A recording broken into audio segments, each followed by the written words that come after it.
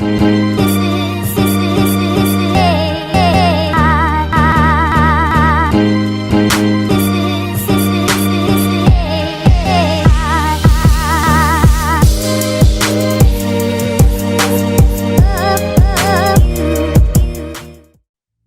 nasi untuk pencuri karya Agus Nur. Ini hari baik buat mencuri.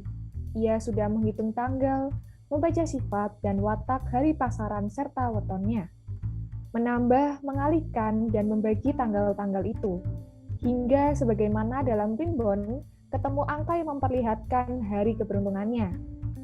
Sebagai pencuri, ia memang percaya hari baik seperti itu. Hari yang akan memberinya keselamatan dan ketenangan ketika mencuri. Setidaknya, dengan mempercaya perhitungan hari baik seperti itu, ia menjadi berhati-hati ketika memutuskan kapan ia mesti mencuri. Hingga bertahun-tahun menjadi pencuri, syukur alhamdulillah semuanya lancar-lancar dan baik-baik saja. Ia mengamati rumah yang hendak dimasukinya, sambil mengeluarkan dari sakunya kalung tali hitam berbandul tulang kelingking bayi. Inilah jimat yang diperolehnya lewat laku membongkar kuburan bayi dan menggigit hingga putus kelingking mayat bayi itu dengan giginya. Berpuluh tahun lalu, saat ia masih muda dan memulai karirnya sebagai pencuri. Ia pakai kalung itu, melingkari leher, kemudian merapal mantra agar kegelapan menyembunyikan tubuh dan bayangannya, agar udara menyimpan semua gerak dan langkahnya. Sesaat setelah selesai merapal mantra, ia mulai merasakan seluruh inderanya menjadi begitu peka. Kulitnya bisa merasakan gesekan dingin yang tipis dan pelan. Dari sudut jalan di mana ia sembunyi di balik tembok, ia bisa mendengar dengkur halus dari dalam rumah yang hendak dimasukinya itu. Membuatnya tahu, ada dua orang di dalam rumah itu. Bahkan, ia bisa menduga dengan yakin di kamar sebelah mana dua orang itu tidur. Ia pun segera menghitung kemungkinan. Pintu atau jendela mana yang mesti ia congkel, agar leluasa masuk dan tak membuat terbangun dua orang itu. Tapi kenapa mendadak ia merasa ragu begini? Ia yakin telah menghitung dengan benar. Ini hari baik baginya untuk mencuri. Jimat keberuntungan pun sudah ia kenakan. Namun kenapa ia masih saja tak bisa menenteramkan debar dalam hatinya yang berdenyut perlahan. Begitu pelan tetapi bisa ia rasakan. Tak pernah ia merasakan keraguan seperti ini. Pengalamannya sebagai pencuri mengajarkan, saat-saat hendak memulai aksi memang situasi paling mendebarkan bagi seorang pencuri. Pada saat itulah, seorang pencuri yang baik akan dengan tepat memutuskan apakah melanjutkan aksi atau segera menyelinap pergi. Keputusan yang tepat akan menentukan berhasil tidaknya seorang pencuri, menentukan hidup mati seorang pencuri. Keraguan sekecil apapun bisa menyebabkan keteledoran yang akan membuatnya ketahuan. Maka ia pun menahan langkahnya, mencoba menenangkan diri, mencoba mencari tahu apa yang membuatnya menjadi agak gugup begini. Ia mengamati rumah yang hendak dimasukinya itu. Rumah sederhana yang sedikit tersembunyi di pinggir perkampungan. Ia sudah mengamati sejak 3 hari lalu. Ada jendela di sisi kiri yang terlindung pohon rambutan di sampingnya. Dari jendela itulah ia akan masuk. Ia bahkan sudah menghitung lewat pintu mana ia akan menyelinap pergi. Karena pencuri yang baik tak hanya memikirkan bagaimana caranya masuk, tetapi juga mesti memperhitungkan bagaimana agar bisa keluar dengan selamat. Jalan mana yang aman buat menyelinap, di mana ia bisa sembunyi, meninggalkan barang curian, dan mengambilnya kembali nanti setelah situasi benar-benar aman. Ia sudah memikirkan semua itu. Ditambah perhitungan hari baik buat mencuri dan jimat keberuntungan. Tapi kenapa masih saja begini gelisah? Sejak mula, sesungguhnya ia ragu ketika memilih rumah yang akan ia masuki ini. Tapi di antara rumah-rumah lainnya, rumah inilah yang membuatnya menurut paling memungkinkan. Agak jauh dari rumah lainnya, dan ada jalan kecil yang langsung menghubungkan rumah-rumah itu dengan sungai di belakang. Kira-kira 75 meter jaraknya. Yang bisa ia gunakan untuk situasi darurat bila kepergok. Letak rumah yang menguntungkan bagi pencuri seperti dirinya, tapi justru rumah itulah yang membuatnya ragu. Sebagai pencuri, sudah ratusan rumah ia masuki. Tapi baru kali inilah ia merasa kalau dirinya benar-benar hendak mencuri. Ia memang pencuri, tapi tak pernah merasa mencuri. Karena selama ini, ia hanya memilih memasuki rumah mewah milik orang-orang kaya. Itu memang prinsipnya, yang membuatnya bisa membenarkan bahwa apa yang ia lakukan tidaklah salah. Sebab bila ia mengambil uang atau perhiasan orang-orang kaya, itu sekedar mengambil kembali hak dan rezekinya yang telah dicuri atau dikorupsi oleh mereka.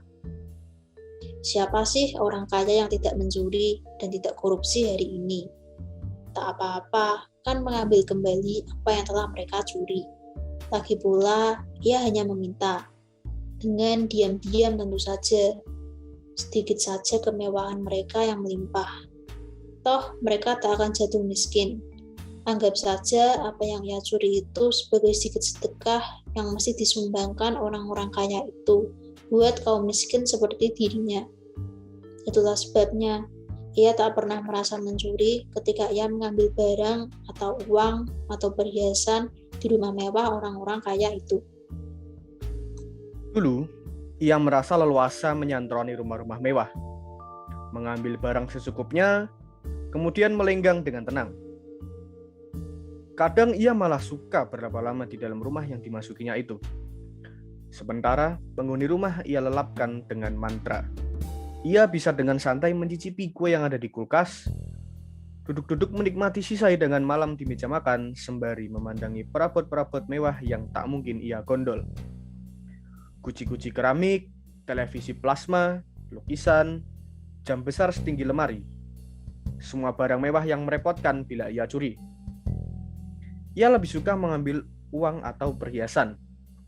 Lebih praktis dibawa kabur. Bertahun-tahun menjadi pencuri, ia tahu bahwa uang dan perhiasan adalah barang yang gampang didapatkan. Entah kenapa orang-orang kaya itu suka sekali menyimpan perhiasan dan uang tunai.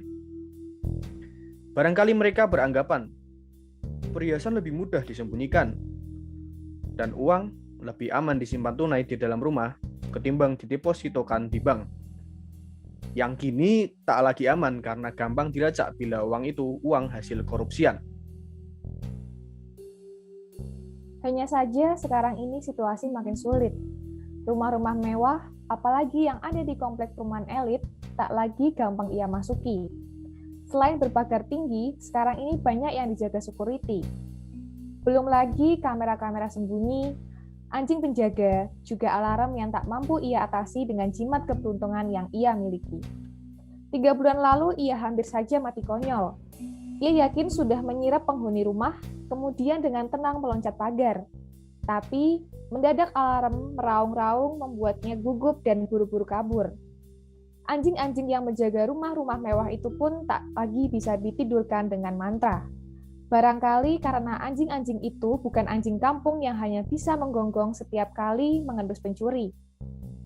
Seorang kawannya mati mengenaskan dengan usus terburai dicapik-capik 4 anjing penjaga, sementara pemilik rumah hanya diam menyaksikan. Mungkin pemilik rumah itu menganggap begitulah cara paling baik buat menghabisi pencuri. Ia selalu merasa demam setiap kali teringat peristiwa itu. Rumah-rumah mewah bukan lagi sasaran menyenangkan bagi pencuri seperti dirinya. Jimat dan mantra yang ia miliki seperti tak ada gunanya lagi. Barangkali zaman memang telah benar-benar berubah. Pencuri seperti dirinya menjadi ketinggalan zaman. Ketika rumah-rumah mewah dan apartemen banyak berdiri di pusat kota, ia malah makin terpinggirkan. Nasibnya kini seperti rumah-rumah kumuh di pinggiran kota. Dan mau tak mau, pencuri seperti dirinya hanya bisa berkeliaran menyantroni rumah-rumah kecil di pinggiran kota itu. Karena itulah, beberapa rekannya kini berhenti jadi pencuri. Mereka memilih menjadi garong. tapi ia mencoba bertahan jadi pencuri. Karena menurutnya lebih menyenangkan jadi pencuri. Menggarong hanya butuh keberanian. Begitulah alasan yang ia katakan pada teman-temannya ketika ayah menolak diajak merampok. Sementara mencuri membutuhkan keahlian. Makin kamu asah keahlianmu, makin hebat kamu sebagai pencuri. Makin hebat kamu sebagai pencuri, maka makin canggih kamu mengambil sesuatu tanpa diketahui. Itulah sebabnya bagi saya mencuri itu memiliki seni tersendiri. Seni mengambil tanpa diketahui. Orang bijak mengatakan, bila kamu ingin mengalahkan orang lain, kalahkanlah tanpa membuatnya merasa kalah. Begitu juga dalam hal mencuri. Curilah tanpa orang itu menyadari kalau ia telah kamu curi. Itulah seni mencuri. Bila kamu sudah sampai tingkat ini, berarti kamu sudah menjadi pencuri sejati. Saat itu ia tertawa sendiri. Tapi itu memang yang ia yakini, membuatnya tetap memilih jalannya sebagai pencuri. Meski kini ia makin merasa sulit mencuri di rumah-rumah orang kaya, sudah 3 kali ia mencoba tetapi selalu gagal. Sebenarnya bisa saja, karena ia sudah makin tua, hanya ia tak mau mengakuinya. Mungkin sudah saatnya ia pensiun. Tetapi sekali saja kau merasakan nikmat yang mencuri, pasti kau akan ketagihan. Seperti kecanduan, begitulah yang selalu ia rasakan. Ia selalu ingin menikmati saat-saat mendebarkan ketika ia menjaga jendela atau pintu, merayap di atap, memasuki rumah tanpa membangunkan seorang pun penghuni yang mungkin sedang mimpi indah, mengendap dalam gelap, mengambil barang secukupnya, kemudian menyelinap pergi. Bertahun-tahun ia jalani hidupnya sebagai pencuri. Ia makin menikmati ketegangan dan kecemasan yang menyenangkan pada saat beraksi seperti itu. Maka ia pun mencoba menenteramkan diri, mengamati rumah itu sekali lagi. Rumah sederhana pertama yang ia masuki. Rumah yang tak sepantasnya ia sandrongi. Tapi mau apa lagi? Hanya rumah seperti inilah yang kini bisa ia masuki. Meski merasa terpaksa, ia pikir rumah-rumah kecil dan sederhana seperti inilah yang kini bisa memberinya rezeki bagi pencuri seperti dirinya. Saat ia berhasil mencongkel jendela rumah itu, saat itulah ia merasa telah benar-benar menjadi pencuri. Pencuri yang memang hendak mencuri, bukan hendak mengambil kembali rezekinya yang telah dicuri, sebagaimana yang selama ini menjadi alasannya setiap kali mencuri. Dan itu membuatnya sedikit gugup saat mengendap memasuki rumah itu. Ia melintasi pintu kamar tidur yang sedikit terbuka. Ia melihat suami istri yang tertidur nyaman. Meski terlihat keruh oleh usia tua, wajah keduanya terasa memancarkan ketentraman. Ia memutuskan untuk tak langsung masuk ke dalam kamar itu. Ia akan menggeledah kamar sebelahnya lebih dahulu. Matanya terbiasa dalam gelap. Pendengarannya bisa mengarahkan kemana ia mesti melangkah tanpa menimbulkan suara atau menyenggol benda-benda. Dengan tetap berusaha tenang, ia terus membongkar laci dan lemari, mencari apa saja yang berharga yang bisa ia curi. Setumpuk pakaian lama, tasbih yang tergantung di tembok, sejadah lapuk di atas kasur apek, sisa ikan asin di piring, puntung rokok klobot, kecoa yang mati tergencet di lipatan pintu lemari, koin mata uang lama yang dipakai buat kerokan. Ia terus menggeledah sementara perasaannya yang gelisah tak kunjung mampu ia kuasai. Sampai-sampai telapak kakinya berkeringat dan membuatnya tak dapat menahan keseimbangan yang baik. Ia terpeleset dan begitu kaget ketika tunggainya menabrak kaki kursi. Ia mendengar pemilik rumah terbangun. Ia mencoba membungkuk sembunyi di pojok sambil membabar aji palamuran agar pandangan orang menjadi kabur dan dirinya tak kelihatan. "Pak," suara si istri membangunkan suaminya. "Ada pencuri." Terdengar suara ranjang berderit ketika suami itu bangun. Dari celah pintu kamar yang sedikit terbuka, ia menyaksikan perempuan itu hendak berteriak, tetapi suaminya menyuruhnya diam. Shh. Pasti ada barang kita yang dicuri. Loh, memangnya kita punya barang yang pantas dicuri? Ah, Bapak, Kita tak punya apa-apa kan? Karena itu tidak usah cemas, Bu. Bila pencuri itu menggeledah rumah ini dan tidak menemukan satupun barang yang pantas buat dicuri, pasti ia akan segera pergi. itu kan namanya Bapak membiarkan dia mencuri. Loh, mencuri kan selalu ada yang dicuri. Di rumah ini, apa sih yang dibawanya? Apa ia akan mencuri gelas atau panci kita yang sudah penyot? Sambil menggigit bibirnya, ia terus berusaha menahan nafas mendengarkan percakapan suami istri itu. Saat Tati menggeledah rumah ini, ia memang tak menemukan satupun barang berharga yang pantas dicurinya. Mungkin anaknya lagi sakit. Mungkin juga ia benar-benar perlu uang untuk makan. Suami itu bercakap pelan. Saya malah sedih karena tidak punya apa-apa buat membantunya. Andai saja di rumah ada sebutir nasi, biarlah sebutir nasi itu diambilnya. Mungkin sebutir nasi itu akan membuatnya bahagia karena bisa membawa pulang sesuatu buat keluarganya. Bapak ini loh, pencuri kok malah dikasihani. Dia pasti benar-benar kepepet, Bu. Kalau tidak kepepet, kan ya tidak mungkin dia sampai nekat mencuri rumah orang miskin seperti kita. Bagaimana kalau sampai ke tangan ronda? Sudah, tidak dapat apa-apa, bisa mati digebuki dia. Kasian kan, Bu? Sambil menyandarkan badan, ia mendengarkan suami istri itu terus bercakap-cakap. Suara mereka menjelma ribuan silet yang mengapung dalam kegelapan, menyatakan kepedihan dalam hatinya.